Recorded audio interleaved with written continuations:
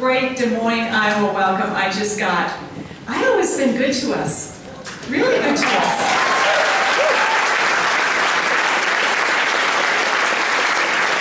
I see there's someone ready for Halloween right here. I'm so excited about that. I wore my orange, you've got your orange on, and that you've got candy on your that's really good. You know, this country is an amazing country. Amazing country. And right now, there are some people that are really suffering in this nation. We have to remember them. We have to think about them. We have to do what Americans always do, is put aside our differences at this moment and give gratitude for our country and give thanks for those that have been spared. But we also know there have been some that have not been spared. There are at least 30 people that have lost their lives. There are many that have had their homes burned down in Queens. There are people flooded, and yet here we sit, safe and sound. And one thing I know about America is when people are going through difficulties, Americans put aside their differences, they join arms, and they help one another. And that's what we're here to do tonight, to help bring in contributions to the American Red Cross. You know, there's an easy way to do that, by the way. If you go on your phone and you text the American Red Cross and you put in 90999, automatically you give $10 to the American Red Cross. So that's a good suggestion of where we start. And again, I'm reminded of what an amazing country we live in and how blessed we are as a nation. I loved, by the way, that there were other opportunities in the past few weeks and months where people got to see my husband in a different light as well, and a person that has compassion and that cares. And I was very glad that your Lieutenant Governor mentioned that I am here as a testament to Mitt's character.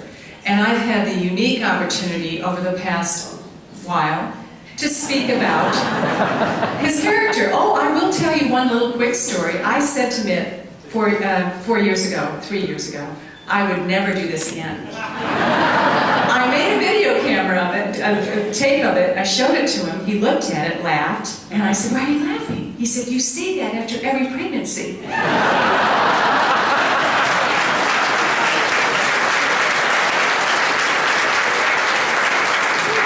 He got me there. He did get me there. But here we have had the chance to get to know Mitt in a different light, and I've had the unique opportunity to speak to the character of the man that I know. And this is a man that does care.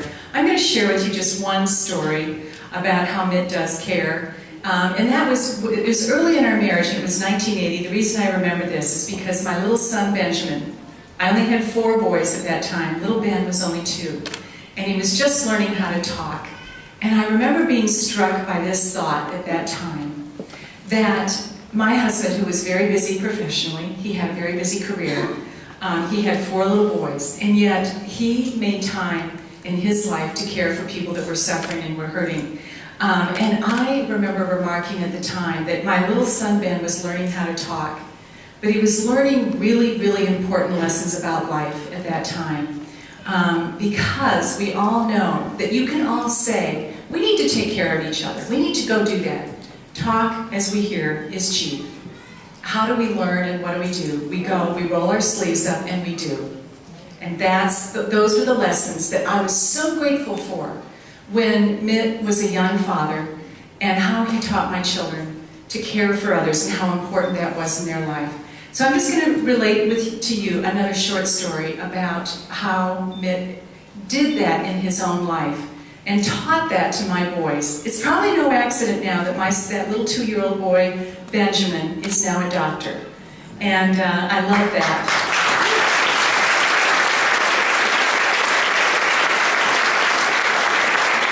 So in 1980, we had friends of ours, Pat and Ted Obrowski. Ted was a firefighter in Medford, Massachusetts. They had 2 boys. One of their boys was only 14 years old, David, and he got diagnosed with leukemia. And it was a serious leukemia. Mitt made it a point, despite the fact that he had a busy professional career and he has 4 little boys of his own, to really befriend this boy and take time out of his life and to visit with him. David was in and out of the hospital for 6 or 7 months during this period of time where Mitt made a real effort to throw his arms around this family. And Mitt would visit David in the hospital. On one of those visits, Mitt discovered that David liked fireworks. And so he made it a point when David got out of the hospital to give him a huge box of fireworks. And with his firefighting father, made sure to safely set off those fireworks. That was a tongue twister. And another visit, David actually was learning that this was getting to be sort of end of life for him. He asked Mitt one of the hardest questions anyone's got to ask a person. He asked Mitt, what happens next? What's going to happen to me? I'm afraid. And Mitt was able to give him the assurance, the comfort, and the love to let him know that this life would continue on, that he would be greeted on the other side, that this life was a journey like we all take. We have our little time on earth, but there was going to be something else for him. He was going to continue to live, and there would be loved ones on the other side that cared for him. He would be embraced by the Savior when he got there, that he would be fine, he would be okay. That was a tender, tender time for Mitt to be able to share that closeness with that boy. Another time, Mitt was visiting with David in the hospital, and David was concerned about where his possessions were going to go. And you can imagine a 14-year-old boy doesn't have many possessions. But Mitt, next visit, said, David, I'll bring my yellow legal pad. He knew Mitt was a lawyer. And he said, we'll write your will for you. Next visit, Mitt's got his yellow legal pad and paper and pen. And they sit down together and they write out the will. David wanted to make sure that his brother got his rifle, that his best friend got his skateboard. Little 14-year-old boy doesn't have many possessions in life, but those things are important to him. He was getting his affairs in order. And so the very last request, after this deep friendship had developed, David asked the hardest thing again. Mitt, would you please give the eulogy at my funeral? That is the man that I know cares, that is so good, that has such integrity. And that is the man that is going to be sitting in the Oval Office making decisions that are so important.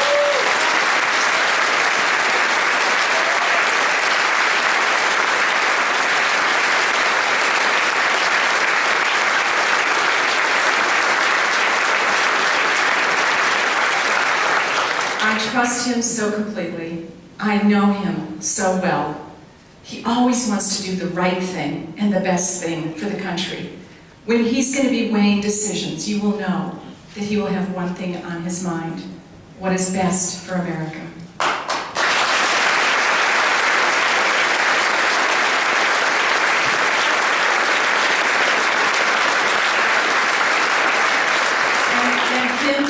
Again repeated what I said at the convention, and I will say it again. I know him so well, and I've seen him in so many situations, and I know him, and he never fails at anything. He doesn't fail as a husband, he hasn't failed as a father, or a businessman, or a governor, or running the Olympics. He gives it his all. He puts everything into it. He believes in this country. He loves this country. We are blessed, all of us, to live in the greatest country in the world.